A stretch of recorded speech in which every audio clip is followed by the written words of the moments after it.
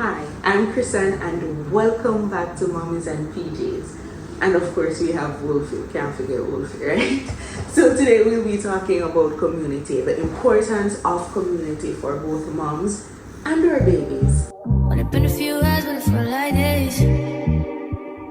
Only been days, but it felt like months. Been gone for a year, only know like once. Life moves fast when you do what you want. I don't know how many of you guys actually experienced this. So when you gave birth, especially in the first couple of weeks, you received messages asking about how much the baby weighed. Is it a boy? Is it a girl? The name of the baby? If the baby looks like the mom or dad? Pictures? All bunch of questions pertaining to the baby. But how many of you actually received a message asking, how was labor for you? How can I lighten your load? How are you doing? Can I help with anything? We are we tend to be neglected. As soon as we push or that baby's cut out of us, we're often neglected. And as a result, community is very important. And what I find is that a lot of the persons who tend to neglect us, they're mothers themselves. And I don't understand it. I don't get it. Like, if you are a mother, unless maybe they didn't feel that way, but I felt some type of way when some persons only kept asking for pictures and the baby milestone. I was thankful that, persons were checking on my baby, but I would have liked for more persons to ask, how are you doing? Are you tired? Can I help with anything? That would have made so much difference for me. And this is why community is important. You need community for yourself, which means you need like-minded mothers who are at the same milestone where you are, or mothers who can be your mentor. So let's say you just gave birth. It would be nice if you had a mother who also just gave birth where you could share similar experiences. But if you can't, and you know a toddler mom like me, I can still offer advice. I can still suggest things. So having like-minded mothers around you is actually super great. One of the things I experienced was loneliness. It's supposed to be alone if you have a whole other human being to care for, right? But in the first couple of weeks, your baby's just pooping, sleeping, and eating. And they're so cute, but they're sleeping. And you want to have conversations with adults. And it's crazy because at the same time, you're tired and your other friends, they're going through their milestones as well, right? And you're just trying to have a social life while taking care of this child and while trying to find you.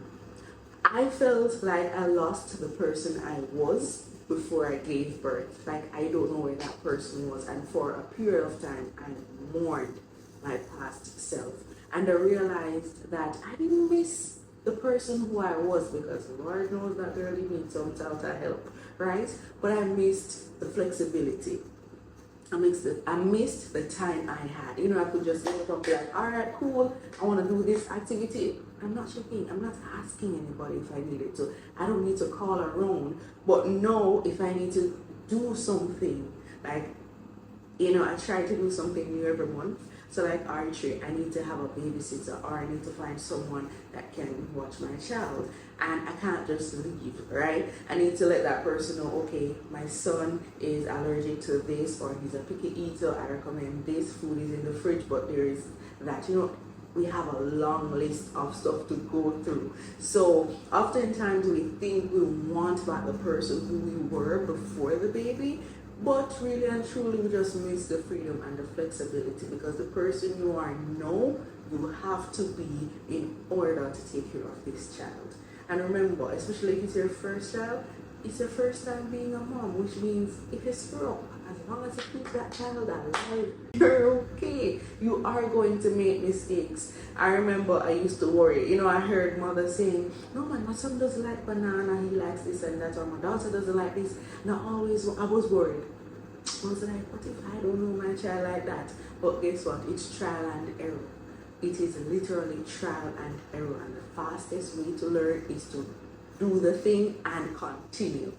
Go through it. And again, this is why community is important, because you get to share tips, tricks, and experiences. Like you learn that maybe your child is having sleepless nights, maybe because during the day your child is not getting enough, which means at night they're really hungry. So maybe increasing the amount of solids or formula or breast milk they're getting in the day will actually allow them to sleep at night because their tummies are full. And of course, check with your pediatrician. But tips like that, the importance of tummy time. I hate when adults do baby talk to babies. Please don't do that.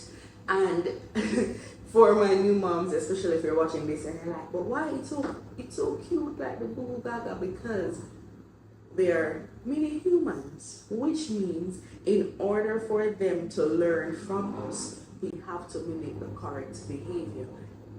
The fact that they can't form certain words depending on their age, that's the beauty of it. So you're going to keep saying this is a banana, and your baby might say nana. So them already will create a whole baby word, so no need for you to create it.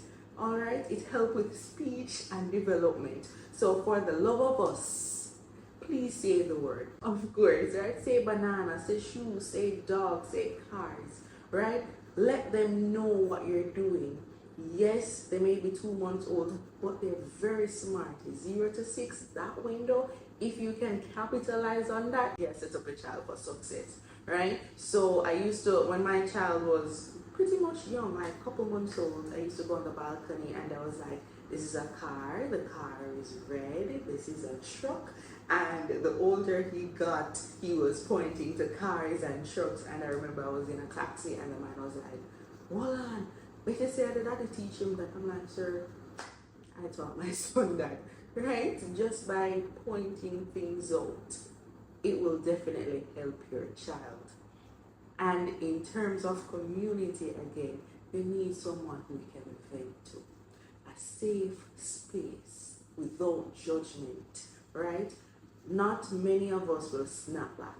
If you snap back, then big up yourself. That's fine. I would love that for you. And if you don't snap back, that's fine too. You literally grew a human being. Alright? You grew an entire human being for 9 months, 8 months, or however long it took you.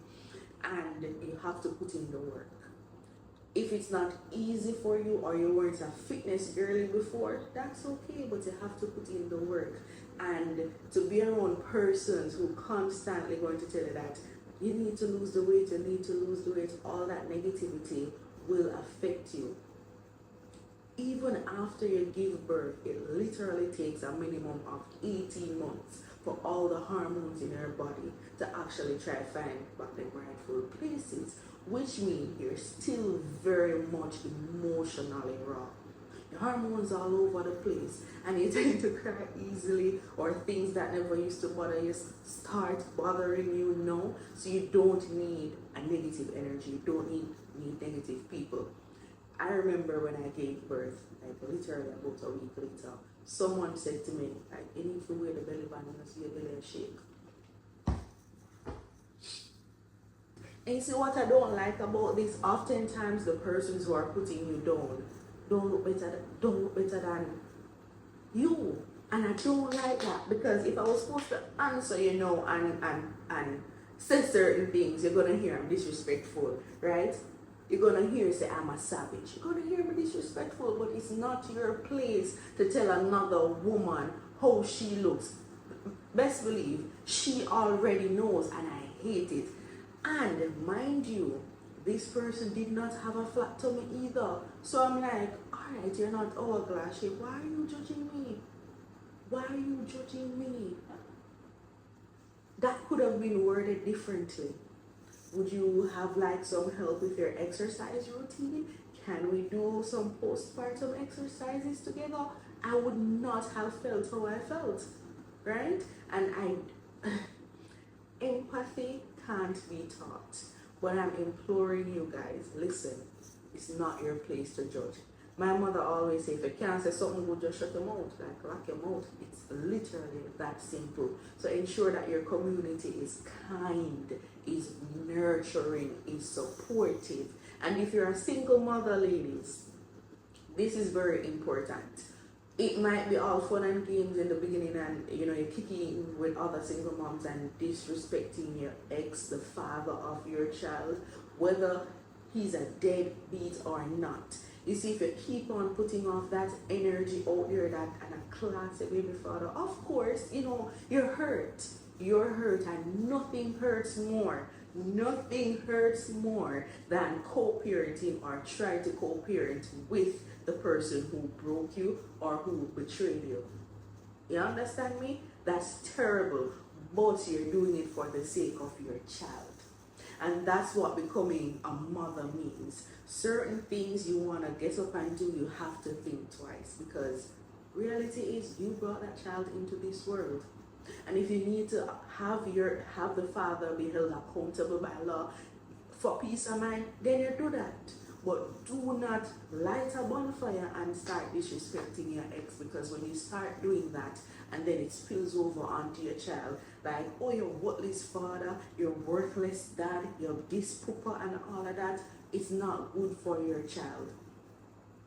Listen, when your child gets older, know yourself. He or she will actually pick up who's the better parent, who stood by them when they needed them the most. It's not your place to show your child what type of father he or she has. Your main priority is to keep your child alive. Your main priority is to be supportive and do the best you can. If he's a deadbeat, get the law involved. And again, community. Have community where you can lighten the load.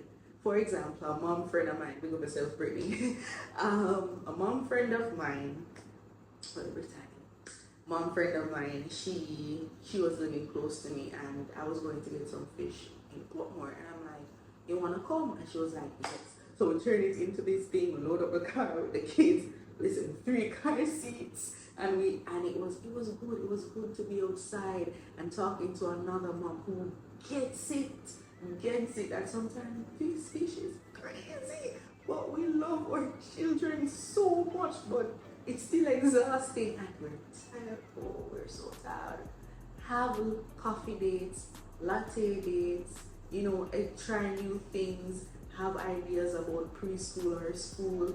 Just find community. And again, I'm trying to create one on here where you can come and not be judged. Community is important for your well-being, and especially to my moms who are going through postpartum depression. You are not alone. Find a support group.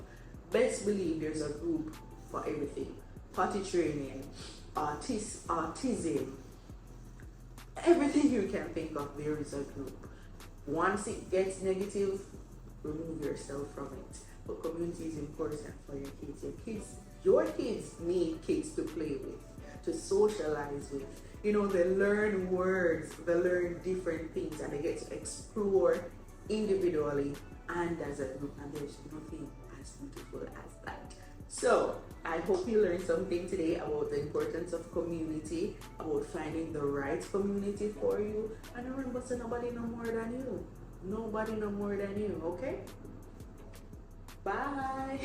I'm Chrisanne, and this is Wolfie. See you next time. Mwah.